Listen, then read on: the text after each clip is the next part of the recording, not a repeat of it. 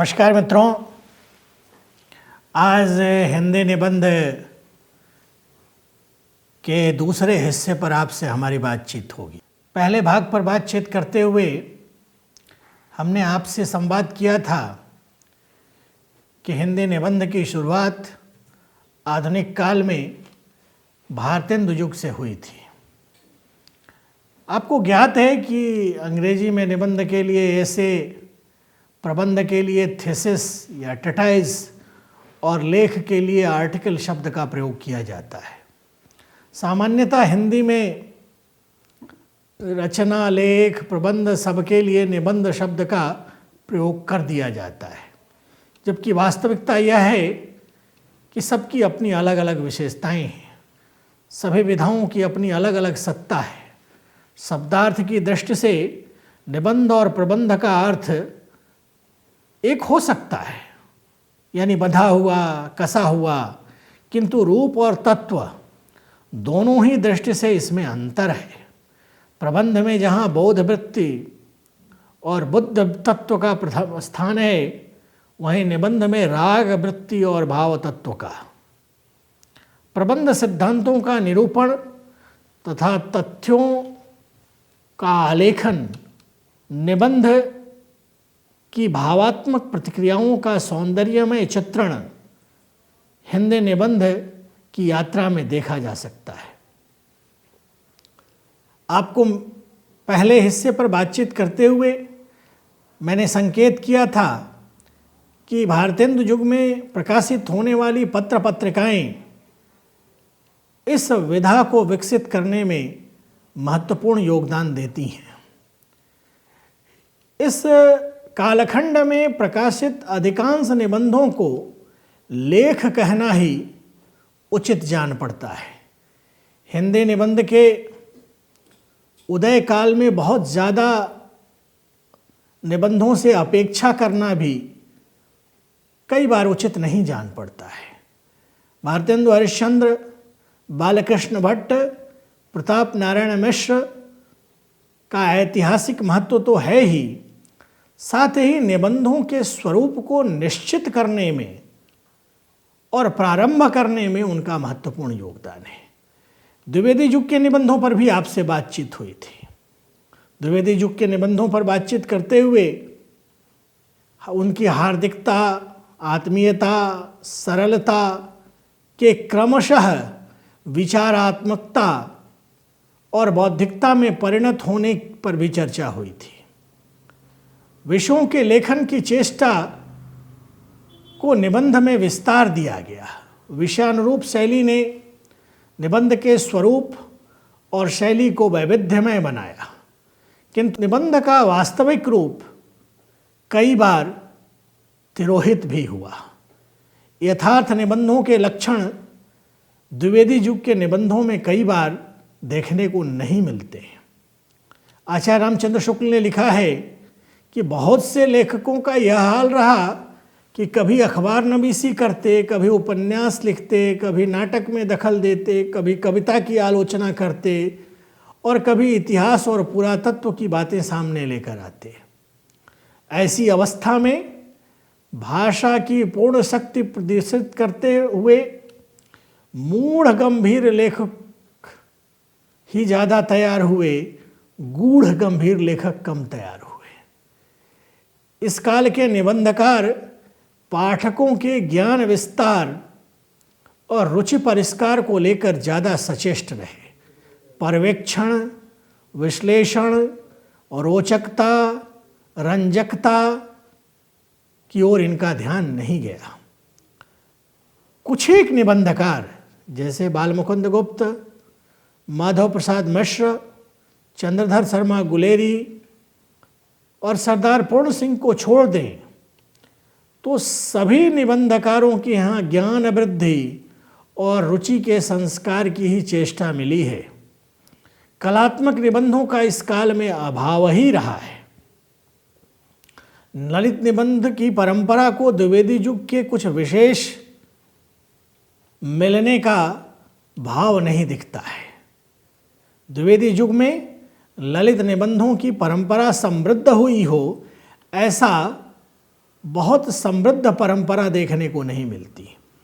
भारतेंदु के बाद विषय प्रधान विचारात्मक निबंधों की धारा जितनी पृष्ठ हुई, उतनी रचना विषयक नियमानुवर्तिता छोड़कर नए ढंग के काम या अधिक स्वच्छंदता पूर्वक रोचक शैली में लिखे गए निबंधों की नहीं हुई।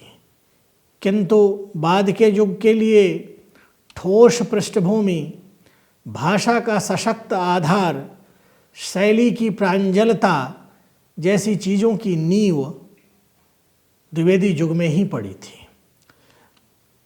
भारतेंदु युग और द्विवेदी युग के निबंध का पर चर्चा करने का मेरा उद्देश्य सिर्फ यह है कि आपको मैं बताता चलूं कि निबंध के भाग 1 में हमने क्या चर्चा की थी। भाग 2 में हमारा ध्यान सबसे पहले शुक्ल युगीन निबंधों पर जाता है।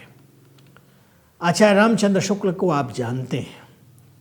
आचार्य रामचंद्र शुक्ल ने पाश्चात्य के निबंधकारों का, खासकर समकालीन पाश्चात्य निबंधकारों के निबंधों का गहन अध्ययन किया था। अतः उनमें एक संतुलित निबंध दृष्टि का विकास हुआ। उनके मनोवैज्ञानिक निबंध भारतीय साहित्य की अमूल्य निधि माने जाते हैं। शुक्ल जी के समकालीन निबंधकारों में बाबू गुलाब राय, पंडित माखनलाल चतुर्वेदी, श्री जयशंकर प्रसाद, चतुरसेन शास्त्री, राय कृष्णदास, शिवपूजन सहाय, पदमलाल पन्नालाल बक्सी, सियाराम शरण शुक्ल, पंडित सूर्यकांत त्रिपाठी निराला, श्री वियोगी हरि, पांडे बेचन शर्मा उग्र, महादेवी वर्मा, पंडित नंद दुलारे वाजपेयी, कन्हैयालाल मिश्र प्रभाकर आदि के नाम प्रमुख हैं। शुक्ल जी यानी रामचंद्र शुक्ल जी के निबंधों को 2 कोटियों में हम रख सकते हैं। एक तो उनके प्रारंभिक निबंध हैं और दूसरे प्रौढ़ावस्था के निबंध हैं। प्रारंभिक निबंधों में साहित्य, भाषा की शक्ति, उपन्यास, भारतेंदु हरिश्चंद्र और हिंदी, मित्रता जैसे निबंधों का नाम लिया जा सकता है। प्रौढ़ावस्था के निबंधों की भी 2 कोटियाँ हैं, मनोवैज्ञानिक निबंध और समीक्षात्मक निबंध। समीक्षात्मक निबंध भी 2 प्रकार के हैं, साहित्यिक समीक्षा से संबद्ध निबंध और व्यवहारिक समीक्षा से संबद्ध निबंध। मनोवैज्ञानिक निबंध मनोविकारों पर लिखे गए हैं। भाव या मनोविकार, उत्साह, श्रद्धा भक्ति, करुणा, लज्जा और ग्लानि, लोभ और प्रीति, घृणा, ईर्ष्या, भय, क्रोध, ये 10 निबंधों का संबंध मनोविज्ञान से है। मनोविकारों पर लिखे गए ये निबंध शुद्ध मनोवैज्ञानिक निबंध नहीं है, क्योंकि एक तो इनका प्रतिपादन मनोवैज्ञानिक आधार पर न होकर लोक दृष्टि से हुआ है। दूसरे ये सभी निबंध काव्य शास्त्रीय सीमा में आने वाले हैं। भारतीय काव्य शास्त्र में इन सभी भावों या मनोविकारों का वर्णन है। शुक्ल जी ने गहराई के साथ इनकी काव्यगत और जीवनगत स्थितियों पर विचार किया है। ये विचार मूलतः मनोविज्ञान के नहीं, एक मर्यादावादी साहित्यिक दृष्टिकोण के हैं। शुक्ल जी की निष्ठा आदर्श के प्रति है। भाषा शैली में कसाव, विचारों की सुसूत्रता के बावजूद शुक्ल जी के निबंध शुद्ध आत्मनिबंध की कोटि में नहीं आते। यद्यपि उसमें भावात्मकता या व्यंग विनोद की जीवंतता उपस्थित है। बाबू गुलाब राय के निबंधों में आत्मीयता का आभास पाया जाता है। शैली सुबोध है, वाक्य छोटे छोटे हैं, नीति, उपदेश परकता, मनोवैज्ञानिक विवेचन पद्धति जैसे तत्व उनके निबंधों के सहज सौंदर्य में वृद्धि करते हैं। उनके निबंधों में कई बार सपाट बयानी भी है, किंतु उनके हास्य गर्भित निबंध का श्रेष्ठ परिहास मन को लुभाता है। माखनलाल चतुर्वेदी का ध्यान आ रहा है। माखनलाल चतुर्वेदी की निबंध शैली भावुकतामयी है। इनके निबंधों की कलात्मकता भले ही संतोषजनक नहीं हो, किंतु लाक्षणिकता, प्रतीकात्मकता, ओज, प्रवाह और बंकिम कथन प्रणाली जैसी विशेषताएं हिंदी लेखकों और हिंदी के प्रेमियों के बीच खूब चर्चित रही हैं। जयशंकर प्रसाद जी का चिंतक रूप उनके निबंधों में खुलकर आता है। इनके निबंधों का संग्रह काव्य कला और अन्य निबंध शीर्षक से प्रकाशित भी हुआ है। इन निबंधों के माध्यम से प्रसाद जी ने छायावाद की सूक्ष्म सौंदर्य चेतना, अतीन्द्रियता, कल्पना प्रियता, सर्वात्मवादिता जैसी विशेषताओं का समर्थन भारतीय संस्कृति, दर्शन और साहित्य दृष्टि के आधार पर किया है। साहित्य की प्रवृत्तियों का विवेचन नितांत मौलिक है। पूरे भारतीय साहित्य को विवेकवादी और आनंदवादी परंपराओं के अंतर्गत विभक्त करके उन्होंने गहरी सूझबूझ और मौलिक अंतर्दृष्टि का परिचय दिया है। सूर्यकांत त्रिपाठी निराला के वह निबंध है। प्रबंध पद्म जो 1934 ईस्वी में 2 भागों में प्रकाशित हुआ, प्रबंध प्रतिमा जो 1940 ईस्वी में प्रकाशित हुई, चाबुक जो 1951 ईस्वी में प्रकाशित हुआ, चयन जो 1957 ईस्वी में प्रकाशित हुआ और 1963 ईस्वी में प्रकाशित संग्रह इनके निबंध संग्रह हैं। इनके अधिकांश निबंध विचारात्मक हैं। अपने विचारों को दृढ़ता और निर्भीकता से रखने में इनका कोई सानी नहीं है। इनके विचारों में इनकी देशभक्ति, राष्ट्र प्रेम, कलानुराग, दार्शनिकता आदि की झलक दिखती है। उनकी दृष्टि की व्यापकता उनके निबंध साहित्य को पढ़कर अनुमानित की जा सकती है। उनके निबंधों में दार्शनिकता और काव्यात्मकता का सामंजस्य हुआ है।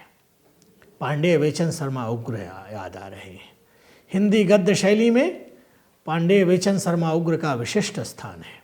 इन्होंने सामाजिक, आर्थिक, राजनीतिक, साहित्यिक सभी विषयों पर लिखा। उग्र जी की शैली भावात्मक है, जिसमें उन्होंने व्यंग का पूरी दक्षता से प्रयोग किया है। उन्होंने बड़ी निर्भीकता से अपने विचार रखे हैं। उनकी भाषा शैली ओजपूर्ण, नाटकीय गतिशीलता से युक्त, चित्रात्मक और प्रभाव उत्पादक है। उन्होंने संस्मरणात्मक निबंध भी लिखे हैं। उनके संस्मरणात्मक निबंध व्यक्तिगत शीर्षक से प्रकाशित हुए हैं।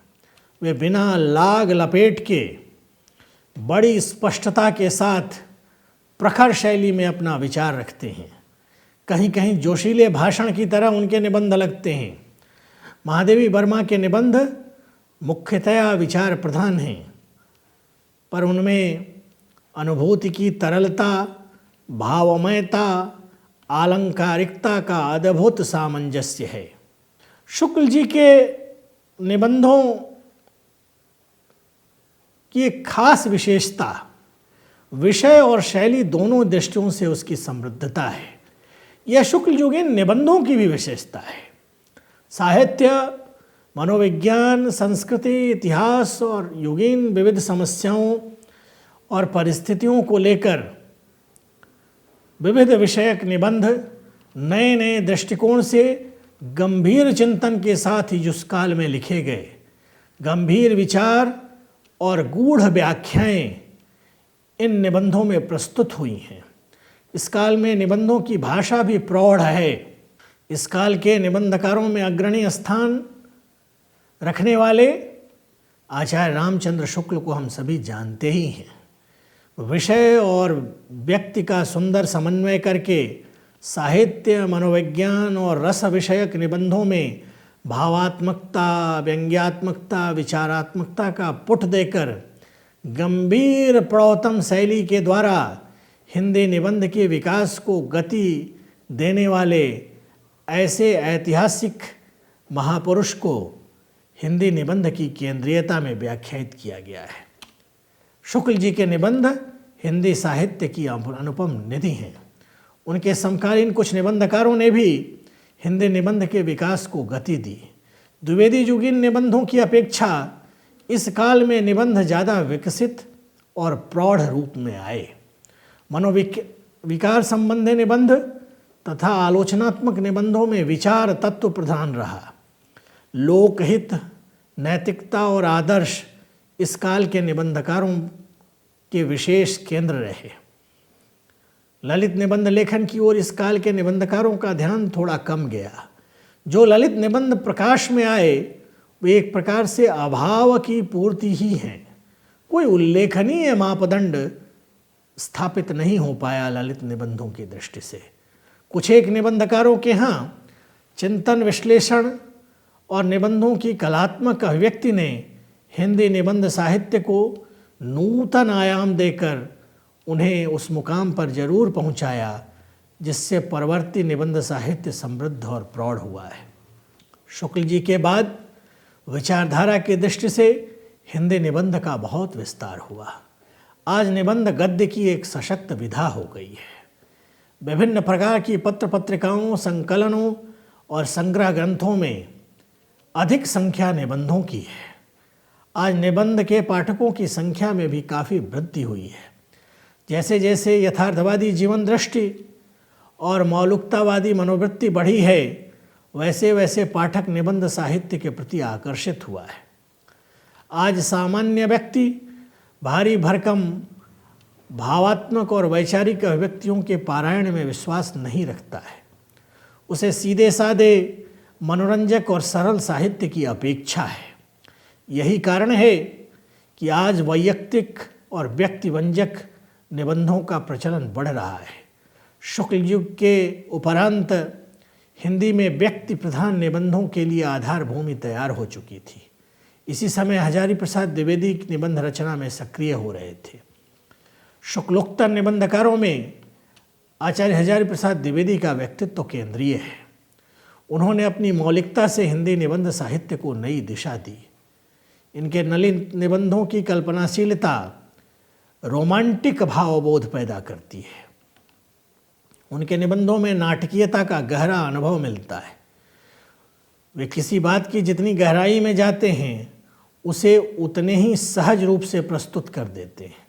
निबंध के विषय को साथ लेकर पाठकों को वे सांस्कृतिक यात्रा पर ले जाते हैं। इस सांस्कृतिक यात्रा में वे कहीं भी असहज नहीं होते हैं। अपने पांडित्य को लोकमानस की संवेदना के साथ घुला मिला देना उनकी खास विशिष्टता है।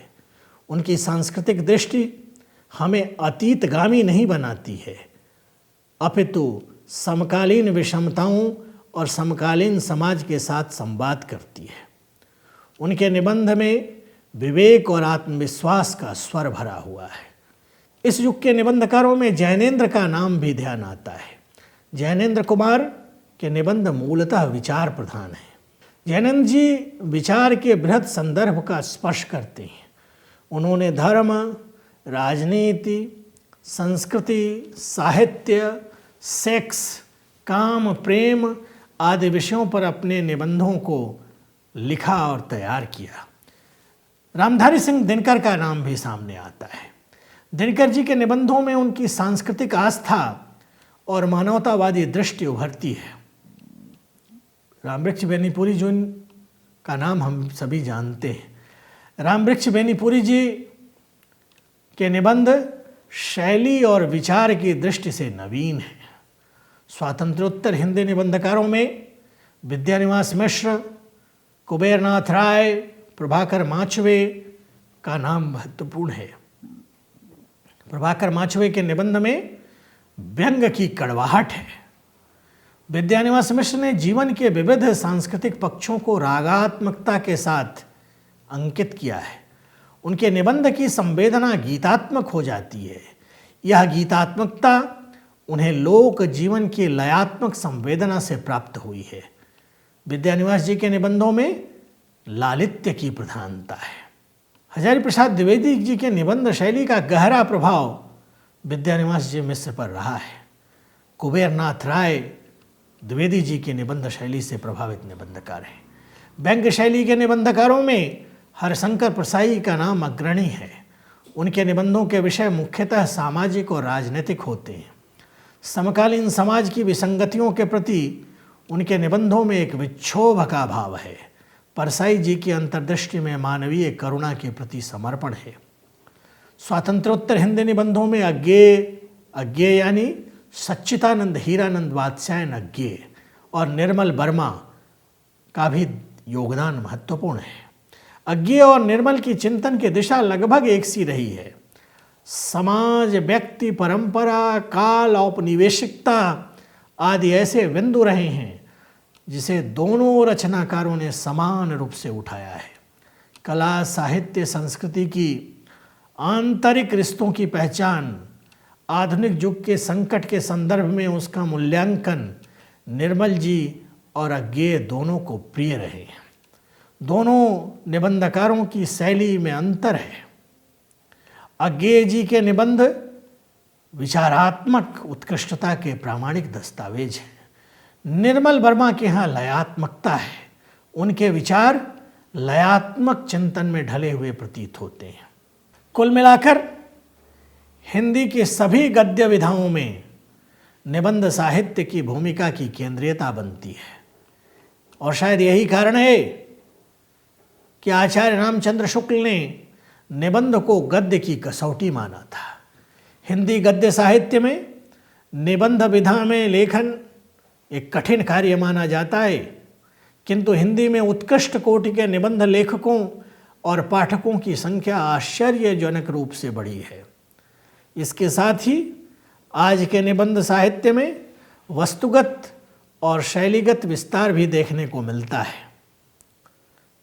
हम ऐसा मान सकते हैं कि हिंदी के निबंध साहित्य का उज्जवल भविष्य है और इसी विषय पर विचार करते हुए विजय शंकर मल्ल ने लिखा, आगे साहित्य में विषय वैविध्य ज्यों-ज्यों बढ़ता जाएगा त्यों-त्यों दोनों प्रकार के विषयनिष्ठ और व्यक्तिनिष्ठ, जिसमें परिबंध निबंध और निर्बंध निबंध कहा जा सकता है, निबंधों की आवश्यकता का अनुभव करने वाले पाठक और उन्हें लिखने वाले लेखक बढ़ते जाएंगे। हिंदी की निबंध की लोकप्रियता का एक बहुत बड़ा कारण विषयानुरूप, समकालीनता के अनुरूप और सांस्कृतिक बोधभाव के संवाद में विकसित होता हुआ रचनात्मक लेखन भी है। निबंध पर हमारी बातचीत यहीं खत्म होती है। आपका बहुत बहुत धन्यवाद। नमस्कार।